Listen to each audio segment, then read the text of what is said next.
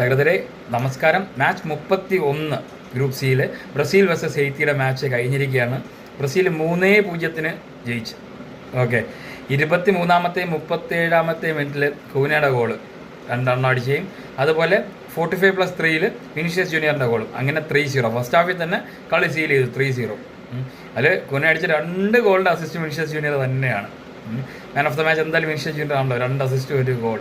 Heavy കളിയായിരുന്നു കേട്ടോ, ഒന്നും പറയില്ല. അതായത് നമ്മുടെ മൊറോക്കോയായിട്ട് കളിച്ചതിൽ നിന്നും അഞ്ചലോട്ടി ഒരുപാട് വ്യത്യാസങ്ങൾ വരുത്തിയതിൽ ഒന്നെന്ന് പറഞ്ഞു കഴിഞ്ഞാൽ മിഡ്ഫീൽഡിലൂടെ നല്ല ഫാസ്റ്റായിട്ട് അവർ ബോൾ സർക്കുലേറ്റ് ചെയ്ത് കളിച്ചായിരുന്നു കേട്ടോ. മൊറോക്കോയ്ക്കെതിരെ അങ്ങനെ ഉണ്ടായിരുന്നില്ല, അതിൽ വ്യത്യാസം. അതുപോലെ വിനീഷ്യസ് ജൂനിയറിന് നല്ല ഫ്രീഡം കൊടുത്തിട്ടുണ്ടായിരുന്നു അഞ്ചലോട്ടിയിൽ നിന്ന്. അതുകൊണ്ട് തന്നെ നല്ലപോലെ ഡ്രിഫ്റ്റ് അകത്തോട്ട് പോയി കളിക്കുകയും അതുപോലെ നല്ല ക്രിയേറ്റീവായിട്ട് കളിക്കുകയൊക്കെ ചെയ്തായിരുന്നു. അതിനോടൊപ്പം അറ്റാക്കേഴ്സ് എല്ലാവരും നല്ലപോലെ ഷഫിൾ ചെയ്ത് കളിക്കുന്നുണ്ടായിരുന്നു. ഇന്നിപ്പം കൂനയ്ക്ക് കൊടുത്ത 2 അസിസ്റ്റും വിനീഷ്യസ് ജൂനിയർ ലെഫ്റ്റ് ഹാഫിൽ സ്പേസ് എടുത്തില്ല, ആ ഹാഫ് സ്പേസിൽ പോയിട്ടാണ് അവിടെ നിന്ന് പോയി ക്രിയേറ്റ് ചെയ്താണ് 2 എണ്ണം കൊടുത്തിരിക്കുന്നത്, 2 അസിസ്റ്റ്. അതെന്തായാലും പൊളിച്ചൊന്നും പറയില്ലായിരുന്നു കേട്ടോ, ഒറ്റപൊളി തന്നെയായിരുന്നു. അതോടൊപ്പം എന്താ പറയുക, മിഡ്ഫീൽഡ് നമ്മുടെ എന്താ പറയുക കശ്മീറയും ടീമും നന്നായിട്ട് ബോൾ കൺട്രോൾ ചെയ്യും, അതുപോലെ നല്ല പൊസിഷൻ പിടിച്ചുമാണ് കളിച്ചത്. ഹെയ്ക്കിയുടെ ഭാഗത്തു നിന്നുള്ള പ്രധാനപ്പെട്ട ഒരു പ്രശ്നം എന്ന് പറഞ്ഞാൽ വിനീഷ്യസ് ജൂനിയറിനെ 1-on-1 അവർക്ക് മാർക്ക് ചെയ്യാൻ തീരെ പറ്റിയില്ല.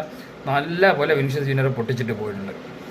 അതുപോലെ ഫസ്റ്റ് ഗോള് കഴിഞ്ഞ സമയത്തൊക്കെ ആണെങ്കിൽ ഡിഫൻസീവ് ലൈൻ നല്ലപോലെ സ്ട്രെച്ച് ആക്കിയവർ, അതായത് നമ്മുടെ ഫുൾ ബാക്സ്, ബ്രസീലിൻ്റെ ഫുൾ ബാക്സ് നല്ലപോലെ അകത്തോട്ട് പുഷ് ചെയ്ത് കളിക്കുമ്പോഴത്തേക്ക് നല്ലപോലെ ഹെയ്ത്തിയുടെ ഡിഫൻസീവ് ലൈൻ സ്ട്രെച്ച് ആയായിരുന്നു. അതും നല്ലൊരു അവസരം തന്നെയായിരുന്നു. പക്ഷേ എന്ത് മരുന്നാണ് സെബാസ്റ്റ്യൻ വെഗ്നെ സെക്കൻഡ് ഹാഫിൽ കൊടുത്തതെന്ന് അറിയില്ല.